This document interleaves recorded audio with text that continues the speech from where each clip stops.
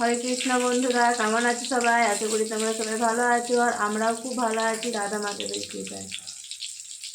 Krishna consciousness lifestyle with বর্ষা চ্যানেলের পক্ষ থেকে স্বাগত জানিয়ে আজকের ব্লগটা শুরু করছি।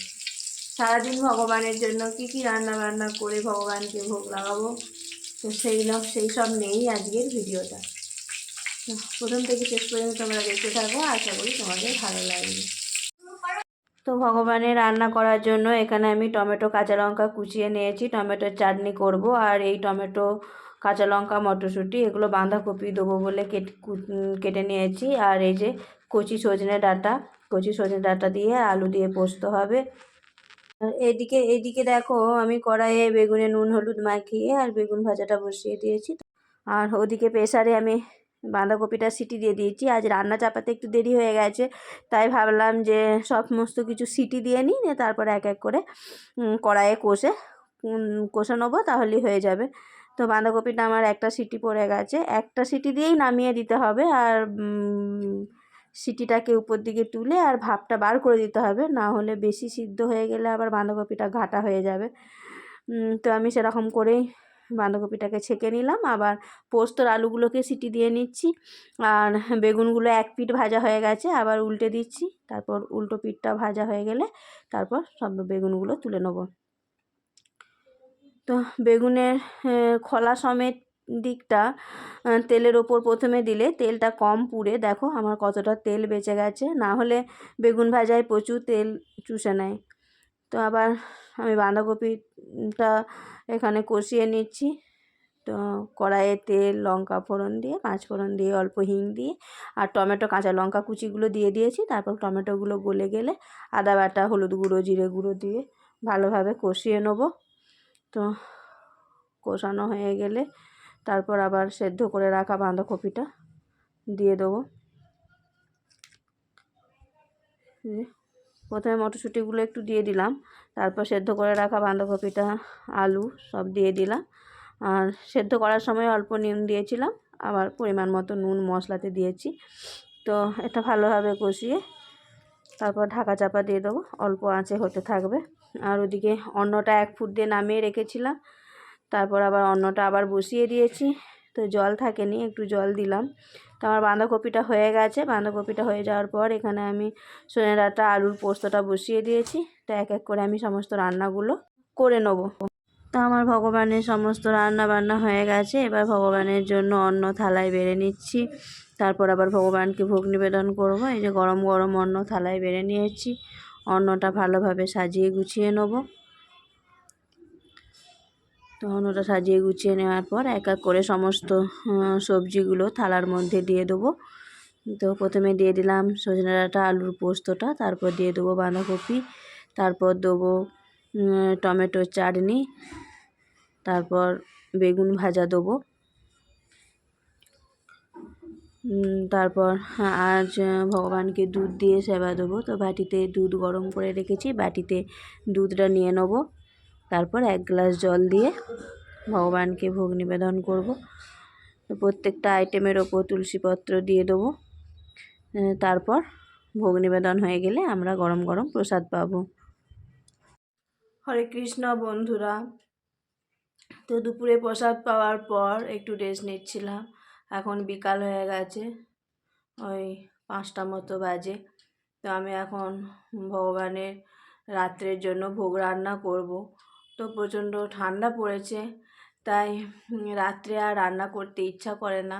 সন্ধ্যাবেলা ছেলেকে একটু পড়াশোনা করাতে হয়, তারপর আর ইচ্ছা করে না রান্না করতে ঠান্ডায়। তো সেই জন্য এখন ভগবানের রান্নাটা করে নেব, তারপর আবার সন্ধ্যা আরতি করব। তো চলো দেখি ভগবানের জন্য কি রান্না করা যায়। এখানে দেখো আটা মেখে রেখেছি রুটি করব বলে। আর এই যে মটরশুঁটি আর টমেটো ছাড়িয়ে রেখেছি।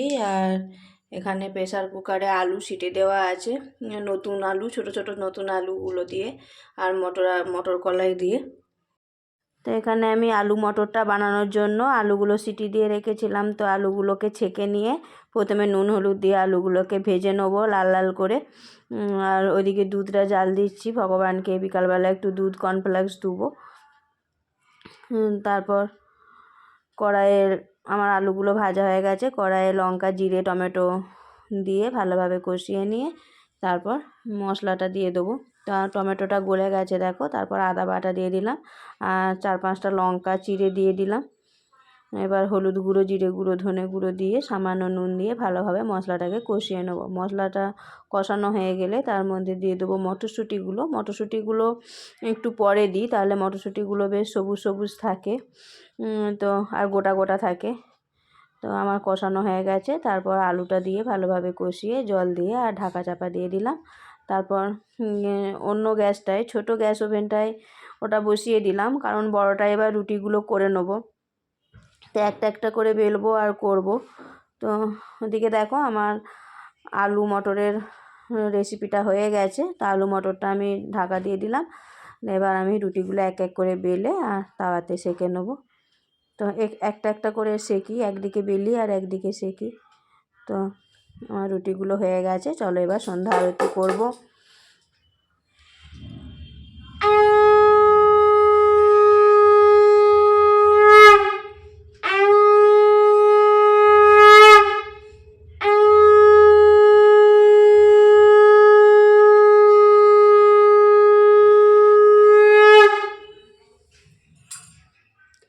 জয় জয় গোরা চাঁদে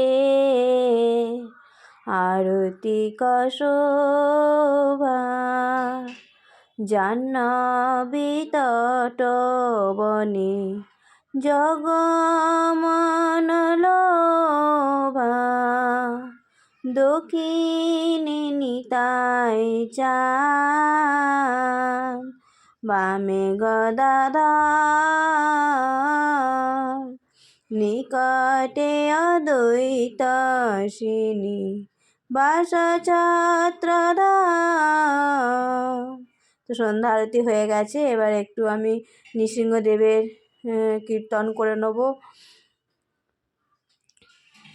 নমস্তে নরসিংহায় প্রহ্লাদলাদায়িনে।